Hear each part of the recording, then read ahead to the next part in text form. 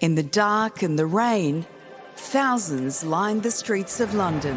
The final return to Buckingham Palace, the coffin of Her late Majesty Queen Elizabeth II has been brought back from Scotland, from Balmoral.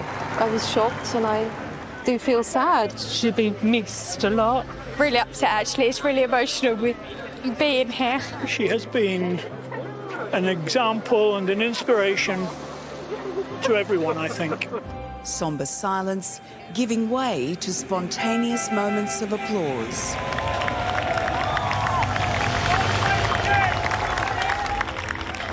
The Queen's coffin made an hour-long winding journey through London streets to Buckingham Palace. Phone cameras lighting up the crowds. I've never been so close to the Queen, and it's like one last goodbye, I guess. Her home since 1936, this would be her last night behind palace gates. God bless you.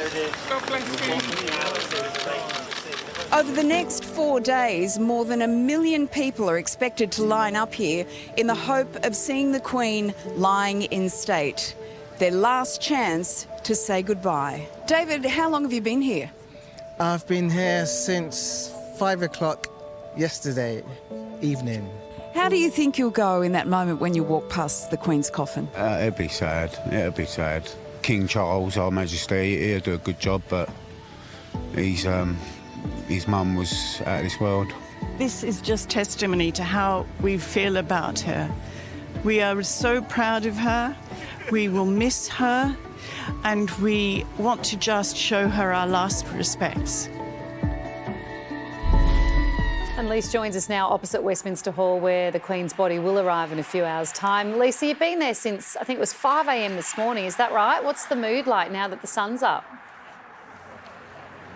It's a really interesting mix, Carrie, of sadness and celebration. Celebration of a life and a woman that these people admired so much.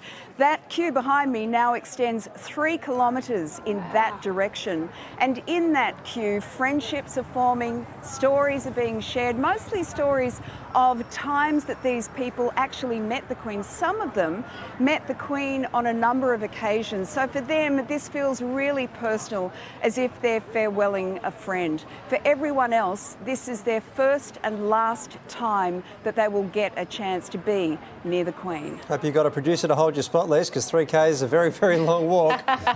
These are impossibly large numbers that we're talking about that are wanting to see the Queen. Are there rules and regulations around viewing the Queen's coffin to manage all that? So many, Waleed, so many. Chief amongst them, no cameras and no phones. And security will be checking that everyone has switched their phone off before they're let anywhere near Westminster Hall. There is a long list of things that people can't take in. You can only take in a very small bag, so none of the tents or collapsible barbecues or blankets or collapsible chairs are going to be let in, and all of the security detail will be making sure that everyone is following the rules to the letter of the law. With that many people on the streets of London, has it been a security issue at all? Rach, I would say that right now there is about 4 times the security presence that we experienced this time yesterday, so things are really starting to ramp up. Police and security are here from right around Britain, as well as Scotland, Northern Ireland and Wales. So people in security and officers are travelling from right around the United Kingdom. Remember, there are more than 500 foreign dignitaries, world leaders, royalty from around the world descending in the next couple of days. And we know that on Monday there will be 10,000 officers on duty just for the funeral. And that includes elite SAS teams, bomb squad members, as well as rooftop snipers. Wow. So everything is really starting to clamp down right now here in London.